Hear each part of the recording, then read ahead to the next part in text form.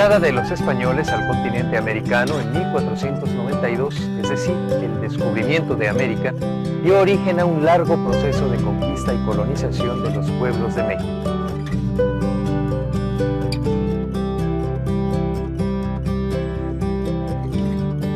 Durante este proceso se dieron diversas transformaciones a las estructuras políticas, sociales y económicas de la sociedad novohispana, muchas de las cuales se han conservado a través del tiempo y han pasado a formar parte de nuestro diario acontecer.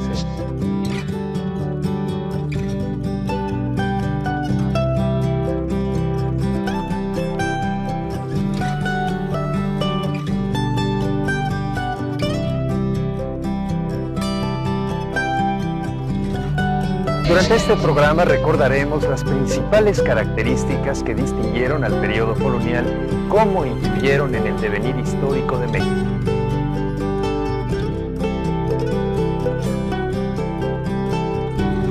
Durante los primeros años de conquista, la necesidad de dominar a los nuevos territorios propició diversos enfrentamientos entre conquistadores y conquistados. Como hemos visto, los españoles luchaban por administrar, organizar y gobernar sus nuevas tierras. Para lograrlo, se hizo necesario el establecimiento de diversas medidas que les permitieran ejercer y asegurar el control sobre los pueblos vencidos. Como recordaremos, a principios del siglo XVI, una de las primeras medidas que tomó la metrópoli fue el otorgamiento de encomiendas a capitanes y soldados españoles para conservar y dominar los nuevos territorios.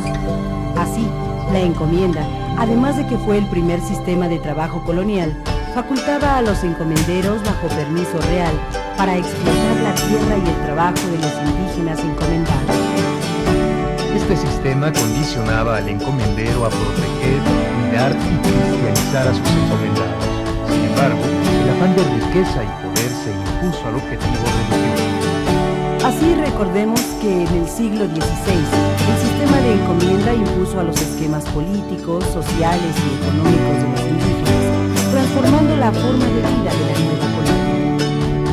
Recordemos que las características principales de este sistema fueron las siguientes. Los encomendados estaban obligados a pagar tributo en especie o en servicio a los encomenderos.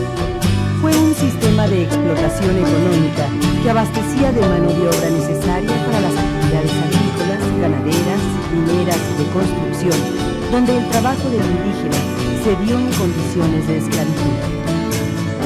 El encomendero heredaba sus facultades hasta por 5 generaciones. Como sabemos, la encomienda no daba el derecho de apropiación de tierras ni títulos para que un encomendero las incorporara a su patrimonio. Sin embargo, la misma situación originó la acumulación de riqueza. Por último, este sistema impuso la autoridad del encomendero sobre la autoridad de los nobles indígenas. Para el siglo XVI, la corona creó la Audiencia de México para gobernar a la Nueva España y organizar su vida política y social. Esta ejercía funciones judiciales, legislativas y ejecutorias, sobre todo el territorio novohispano. Asimismo, el municipio y el ayuntamiento, instituciones formadas por los conquistadores para administrar sus territorios, tenían la función de controlar el reparto de tierras, las obras públicas, el abastecimiento de provisiones y las escuelas. Aunque estos organismos de gobierno fueron establecidos durante el periodo colonial, bajo condiciones políticas, sociales y económicas distintas a las actuales, siguen siendo fundamentales en nuestro sistema político y administrativo. A mediados del siglo XVI se establece el virreinato como otra de las medidas tomadas para recuperar el control de la corona sobre la Nueva España. Este acabó con la encomienda y transformó las condiciones de trabajo indígena al establecer la hacienda. Este sistema de trabajo consideraba la asignación de trabajos más moderados y remunerados para los indígenas. Aunque se dieron varias disposiciones legales en favor de los indígenas, estos no mejoraron sus condiciones de trabajo ni sus condiciones de vida. El desarrollo del trabajo minero exigió la utilización de trabajadores especializados a los que sí se les dio un mejor trato económico. Recordemos que durante el proceso de conquista y colonización, la evangelización indígena fue determinante para lograr la expansión española.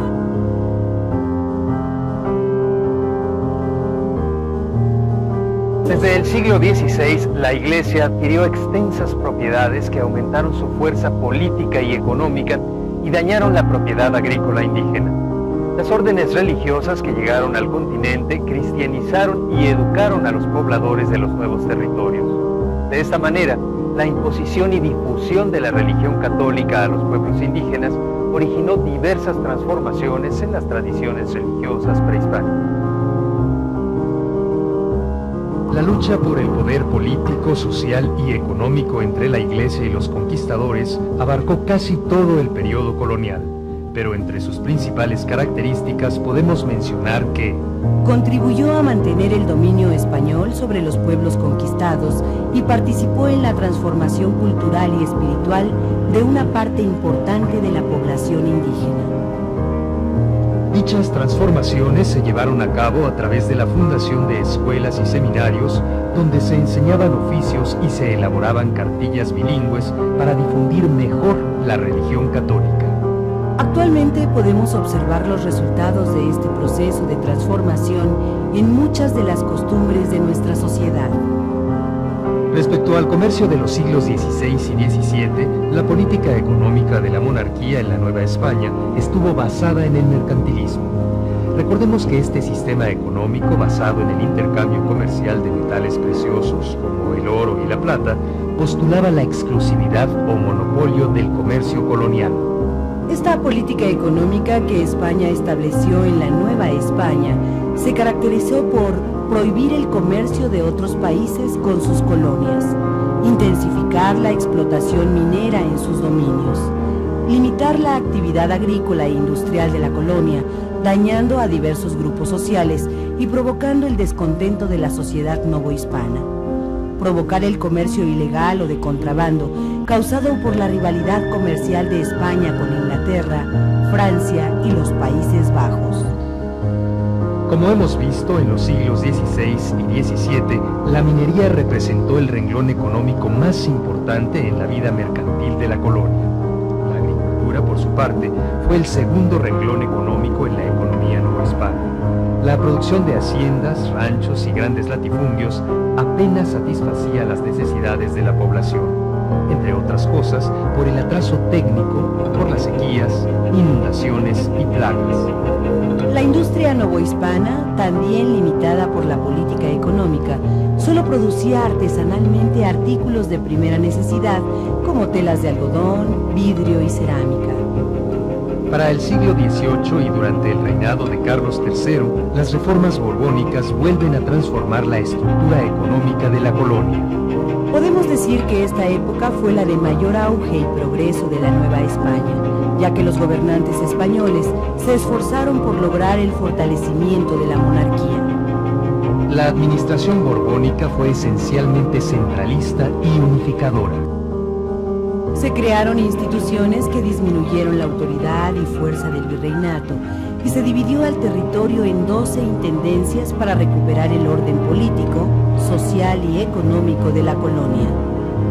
Las reformas borbónicas se caracterizaron por los siguientes aspectos. Despojaron a la Iglesia de los bienes acumulados, impulsaron la industria colonial, promovieron el renacimiento cultural e industrial para aumentar la riqueza nacional, modernizaron la administración pública, establecieron el libre comercio en el interior de la península ibérica y posteriormente entre las colonias. Asimismo, durante el siglo XVIII, se desarrollaron ciencias como la botánica, la zoología y la geología.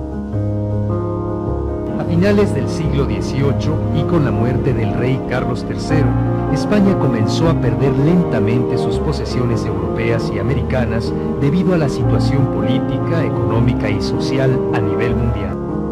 La integración cultural y social de grupos europeos e indígenas durante la colonia determinaron la estructura social novohispana. Así, el mestizaje durante este periodo dio origen a diversos grupos en la escala social como los criollos, quienes desempeñaron un papel importante a finales del siglo.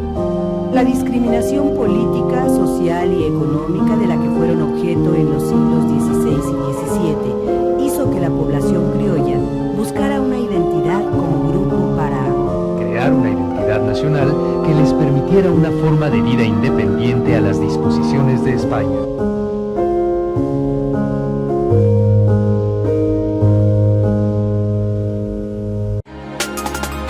Los criollos mostraron una actitud política contra la corona en lo que se refiere a cargos públicos. Asimismo, defendieron su ideología nacionalista, la cual integraba valores culturales indígenas y europeos en una nueva forma de pensamiento. La fortaleza que fue adquiriendo el nacionalismo criollo se debió al surgimiento de ideólogos que desarrollaron un pensamiento patriota, creando un concepto propio de nación y de conciencia social.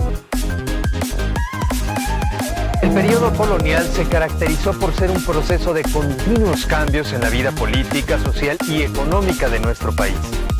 El contexto general en el que se dieron estas modificaciones trascendió más allá de las disposiciones y reglamentaciones gubernamentales en beneficio de los colonizadores. Las circunstancias de vida social, de explotación humana y de recursos, entre otras causas, sacudieron las bases estructurales de una sociedad que tuvo que adaptarse y luchar por conservar sus derechos.